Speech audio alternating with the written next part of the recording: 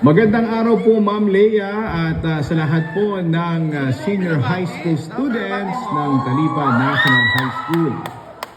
Ako po si Papa Dudut at kung may maibabahagi man akong aral sa inyo ngayon, ito ay mula sa sarili kong karanasan. Hindi po ako pinanganak na sikat ha. Hindi rin po ako nagsimula na may malaking koneksyon at may malaking pera. Isa lang akong simpleng estudyante mula sa Guinyangan, Quezon Province. At nangangarap ako na balang araw ay marinig ang boses ko at makatulong ako sa kapwa ko. Habang nag-aaral pa ako sa college, ay nagsimula lamang ako sa paggawa ng mga commercial ads at pagiging radio DJ sa isang local FM station habang ako ay nag-aaral. Walang kasiguraduhan, walang kasikatan, pero may paninindigan.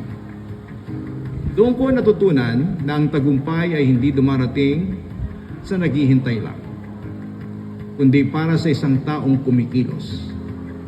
Maraming beses ako napagod, maraming beses akong nagtanong kung tama pa ba ang mga ginagawa ko. Pero pinili kong magtiwala sa proseso. Pinili kong magpatuloy kahit na walang kasiguraduhan. At unti-unti ang maliit na pangarap ay naging malaking realidad. Ngayon naman, hindi ko ito ikinikwento para magtaas ng aking upuan sa inyong lahat.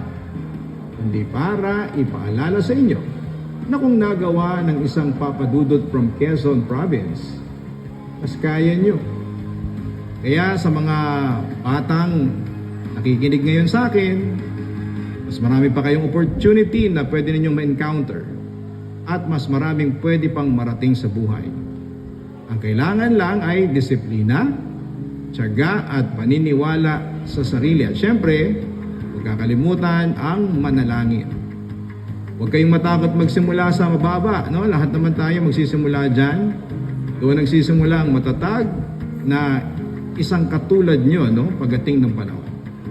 Huwag kayong matakot na magkamali at doon kayong matututo sa mga pagkakamali. At higit sa lahat ay huwag kayong titigil na mangarap.